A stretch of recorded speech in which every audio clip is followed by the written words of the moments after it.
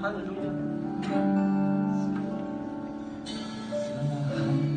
Panahon, Diyos ka sa amin, sa lahat ng oras, ganyan para sa amin, Panginoong Jesus, purihin ka.